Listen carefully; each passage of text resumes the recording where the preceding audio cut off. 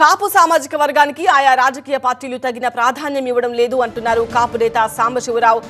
కాపు నేత సాంబశివరావు చేసిన వ్యాఖ్యలకు సంబంధించిన బ్రేకింగ్ న్యూస్ మనం చూస్తున్నాం. జనాభా దామాషా ప్రకారం కాపులకు సీట్లు కేటాయించాలని డిమాండ్ చేస్తున్నారు. సంఖ్యాబలం ఉన్న వాళ్లకే టికెట్స్ ఇవ్వాలంటున్నారు సాంబశివరావు. 25% ఉన్న కాపులు అదే సంఖ్యలో ప్రతినిధులను ఎన్నుకోవాలి అంటున్నారు ఆయన. కాపు ప్రజాప్రతినిధుల సంఖ్య పెరగాలి అంటున్నారు సాంబశివరావు. గుంటూరు వివి మందిర్లో కాసేపు కాపు రాజకీయ భవిష్యత్తు కార్యాచరణపై టీబీకే జేఏసీ కాపు రాజకీయ చైతన్య వేదిక ఆధ్వర్యంలో నిర్వహించారు ఒక సదస్సు. ఈ సదస్సుకు వివిధ పార్టీలకు చెందిన నేతలు వచ్చి హాజరయ్యారు. ఈ సమావేశంలో TBK convener Dasari Manohar, BJP నేత చందు సాంబశివరావు పాల్గొన్నారు.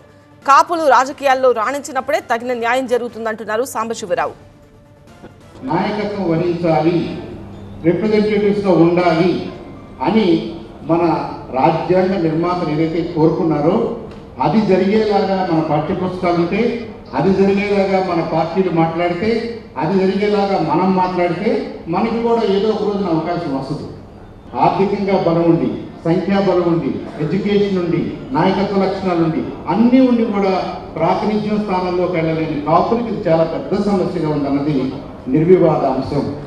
డబ్బుల ముసుగులో, పార్టీల ముసుగులో పడకుండా ప్రాతినిధ్యం ముసుగులోనే మాట్లాడదాం, ప్రాతినిధ్యం వ్యవహారమే మాట్లాడదాం.